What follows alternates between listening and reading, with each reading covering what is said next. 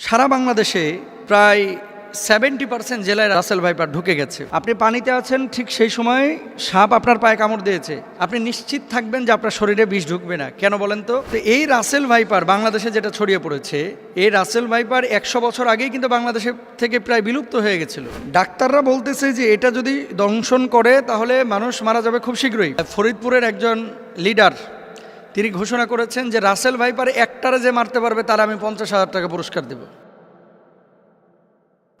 সাপের ব্যাপারে কিন্তু হাদিস আছে একাধিক, এবং এক্ষেত্রে আব্দুল্লাহ ইবনে ওমর রাদিয়াল্লাহু তাআলা আনহু তিনি সাপ দেখলেই কিন্তু দৌড়ান দিতেন এবং মারতেন। আপনি বলবেন যে হুজুর কেন তিনি মারতেন? নবীজি সাল্লাল্লাহু আলাইহি ওয়াসাল্লাম এক প্রকার সাপের ব্যাপারে খুব সতর্ক করেছিলেন সাহাবীদেরকে। সেই সাপটা কোন সাপ দেখেন, নবীজি সাল্লাল্লাহু আলাইহি ওয়াসাল্লাম সেই সাপের ব্যাপারে আনা আয়েশা রাদিয়াল্লাহু তাআলা আনহা قالت আমরা রাসূলুল্লাহ সাল্লাল্লাহু আলাইহি ওয়াসাল্লাম বিকতলি জিত তুফিয়াতাইনে ফাইন্নাহু ইয়ালতামিসুল বাসর ওয়া ইউসিবুল হাবাল। আয়েশা রাদিয়াল্লাহু তাআলা আনহা থেকে বর্ণিত, তিনি বলেন রাসূল আকরাম সাল্লাল্লাহু আলাইহি ওয়াসাল্লাম পিঠে দুটি সাদা রেখা বিশিষ্ট বিষধর সাপ মেরে ফেলার নির্দেশ দিয়েছেন, কারণ তার দৃষ্টিশক্তি কেড়ে নেয় এবং গর্ভস্থ সন্তানের ওপরে বিরূপ প্রতিক্রিয়া সৃষ্টি করে। গর্ভে যে সন্তান থাকে, এরকম কোনো মাকে যদি এই সাদা রেখা বিশিষ্ট সাপ দংশন করে তাহলে সেই সন্তানের ওপরে ইফেক্ট করে, মায়ের ওপরে ইফেক্ট করে। এটা নবীজি নিজে বলেছেন। কোথায় আছে হাদিসটি? নবীজি সাল্লাল্লাহু আলাইহি ওয়াসাল্লামের এই হাদিসটি আম্মাজান আয়েশা সিদ্দিকা রাদিয়াল্লাহু তাআলা আনহা থেকে বর্ণিত। বর্ণনাকারী আয়েশা বিনতে আবু বকর সিদ্দিক রাদিয়াল্লাহু তাআলা আনহা, এবং হাদিসের মান সহিহ মুসলিম ইসলামিক ফাউন্ডেশন থেকে যেটা অনুবাদ করা হয়েছে, সেখানে এই হাদিসটি আমরা যদি খুঁজি তাহলে পাবো। এরপর আসেন আরেকটি হাদিস, ওয়াকলাল আবতারু ওয়াদুত্তুফ ইয়াতাইনে। নবীজি কি বলছেন?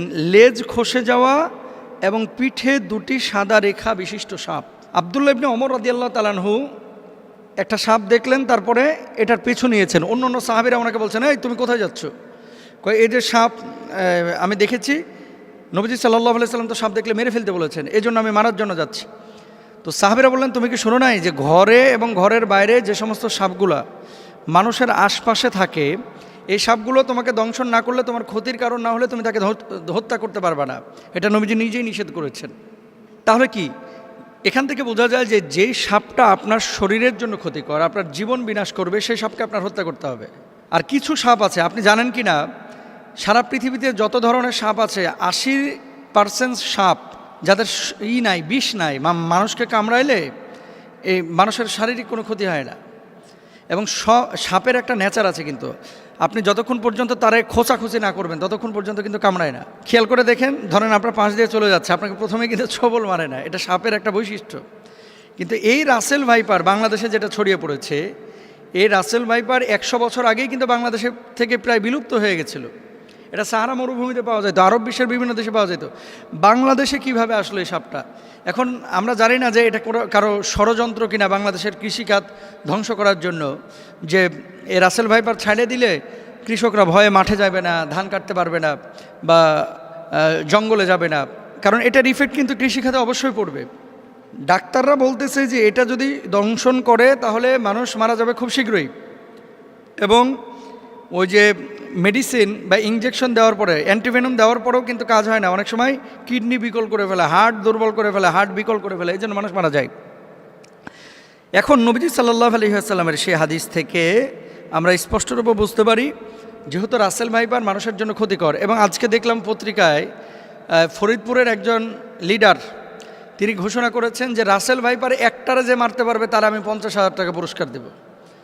তো এখন মানুষের জীবন আগে ভাই, প্রাণী, এই সাপ, পোকামাকড় যারা দংশন করে, এগুলো পরিবেশের ভারসাম্য অবশ্যই রক্ষা করে, কিন্তু মানুষের জীবনের জন্য যদি ক্ষতির কারণ হয়ে দাঁড়ায়, নবীজির ভাষ্য অনুসারে সেটাকে হত্যা করতে হবে। এবং ইভেন কুকুর, রাস্তায় যে সমস্ত কুকুর ঘোরাফেরা করে আপনার কোনো ক্ষতি করে না, তাদেরকে হত্যার কথা বলা হয় নাই। কিন্তু এমন কুকুর যদি থাকে যে এই কুকুর দেখলেই আপনার পেছন থেকে ধাওয়া করে, বাচ্চাদেরকে কামড়ে দেয়, এই কুকুরগুলোকে হত্যা করতে বলা হয়েছে। সুতরাং রাসেল ভাইপারের যে বিষয়টা, এটা হাদিস থেকে আমরা যেটা বুঝি, নবীজি সাল্লাল্লাহু আলাইহি ওয়াসাল্লাম বলেছেন ক্ষতিকারক যদি হয়ে থাকে তাহলে সেখানে তাকে হত্যা করা যাবে। এবার আসেন, সারা বাংলাদেশে প্রায় 70% জেলায় রাসেল ভাইপার ঢুকে গেছে।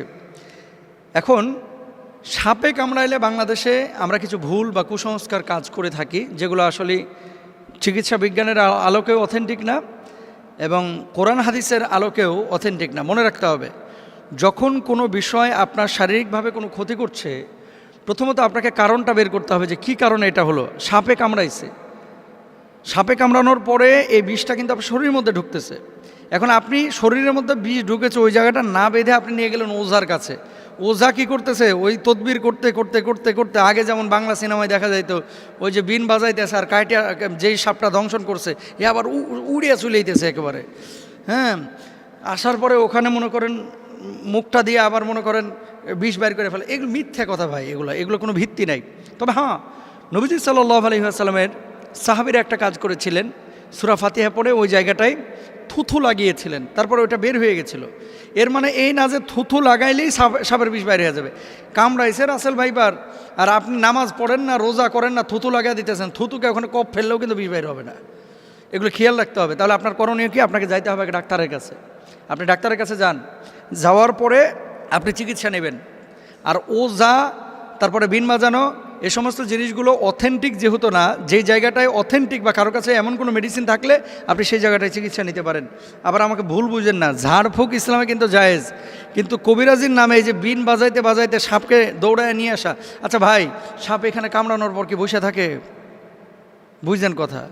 ধরেন কামড়াইলো উত্তরা 10 নম্বর সেক্টরে, সাপটা 10 নম্বরে কামড়ায়া ওই ভাসতে ভাসতে ভাসতে ভাসতে রাত্রে সফর করতে করতে টঙ্গী চলে গেছে।